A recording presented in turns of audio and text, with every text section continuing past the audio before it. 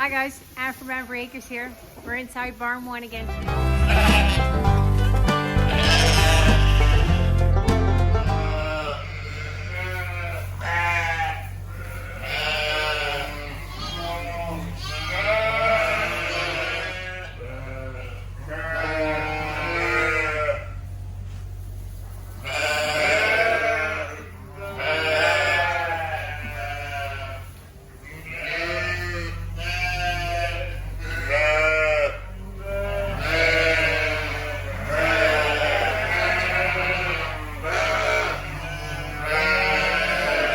They were so nice and quiet until I came in.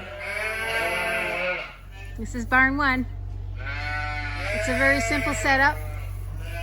Feed alley goes through the center. It is not a drive-through. Therefore, the bale has to be unrolled, unfortunately. And the straw bales have to be placed in at the end of the barn and unrolled as well.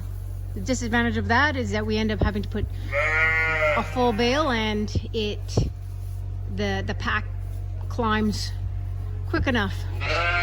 It'd be much better if we could have the opportunity to place less straw at one time. That's the one disadvantage.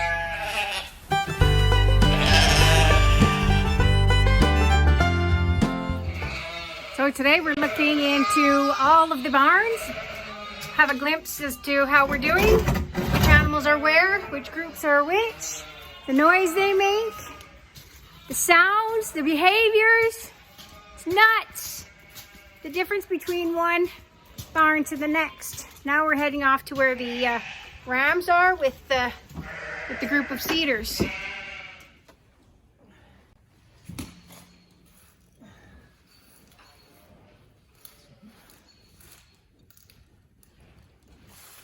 There's that one. Okay. Can you see that one over there?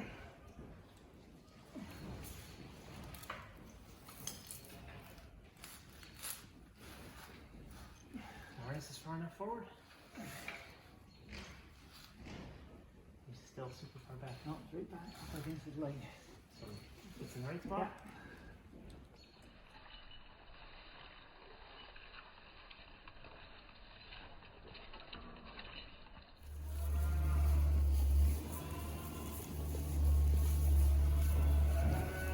So the rams have been in with this group of 30 for 12 hours. And I'm only seeing about 4 that have no markings on their backs. Ooh, that one's skinny.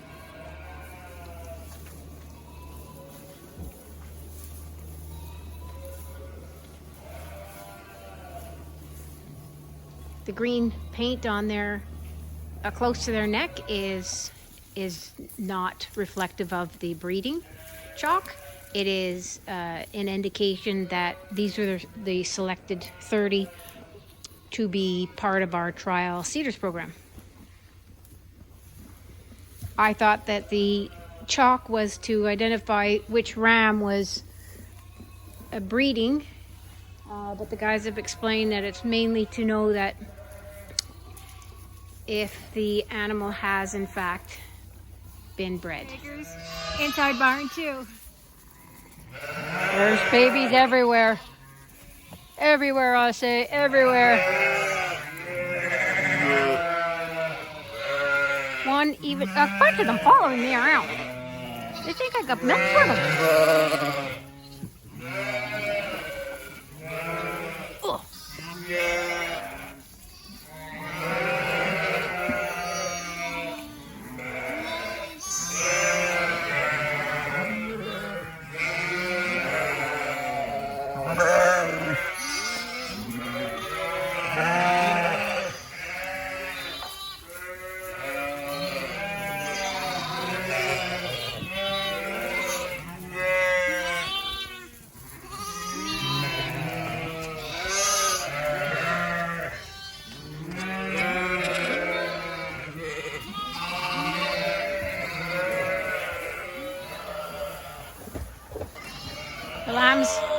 The lambs are adapted to eating the creep feed.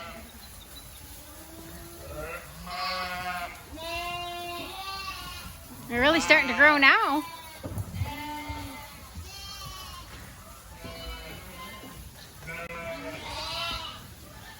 size of that one.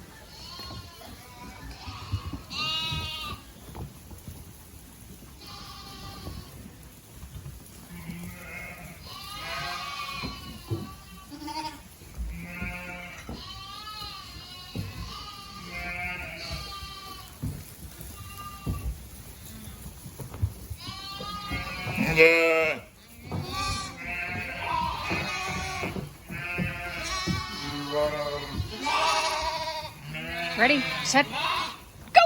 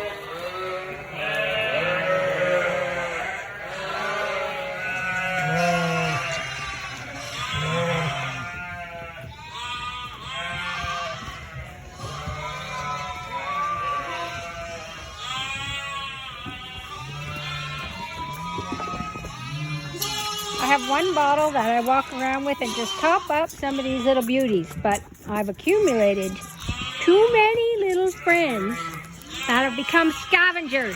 Scavengers, I say, scavengers! So this would be something that will change for next slamming, is if they need to be topped up in any manner, they're going to have to be pulled. Otherwise, survival is required. Survival. They're super friendly, and it is a great way to actually make them quite tame. They'll keep coming to me for the rest of their lives. They'll be easy to handle for sure. Right? Right?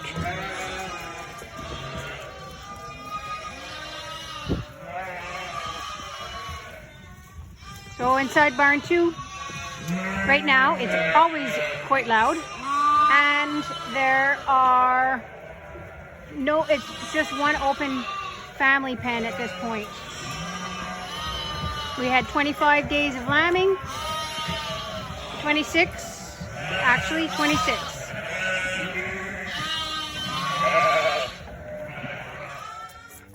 What I love best about milk machine over feeding by pail or milk bar is that you can get a lot of flies inside the milk, and the milk gets cold, and it's only available at each feeding 4 times a day type of thing, and it requires me to come back and take care of the lambs multiple times throughout the day, whereas once we get them accustomed to drinking on the milk machine nipples, then it is a lot less time consuming and it's so much cleaner.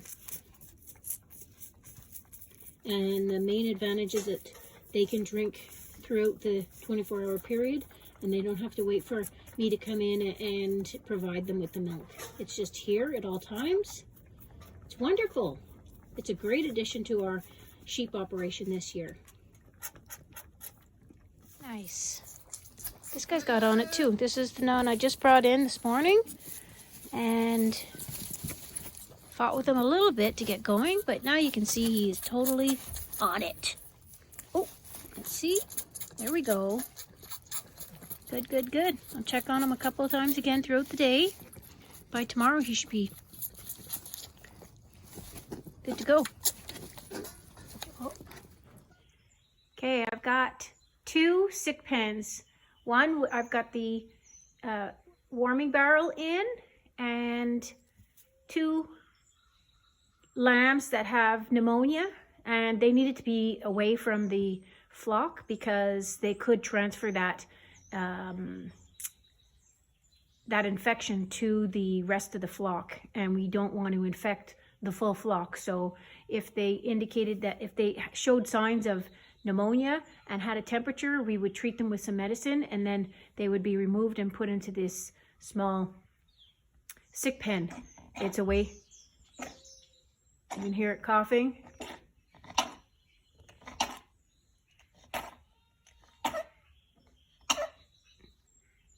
That's why it's not with the group. So they'll stay in here and they will never rejoin the group. This lamb here is in a separate pen because she got her leg hurt and was having a very hard time standing up. So we removed her and put her in a small pen, and she's fed throughout the day on a one-on-one basis. Yes, it requires a lot of work, as does the ones with the pneumonia. However, the difference between the two of them is that this one here will hopefully get stronger and her leg will improve. And the difference with her is that once she's able to stand okay on her own and has no more issues, then she will join the weaned group of lambs. All right, thanks for joining us today. That was a glimpse into how we're using the barns at the moment. It's barn 2 has lambs, and barn 1 is about ready to lamb, and the cidrs group is back there with the rams, and we'll keep you posted on how we do with that.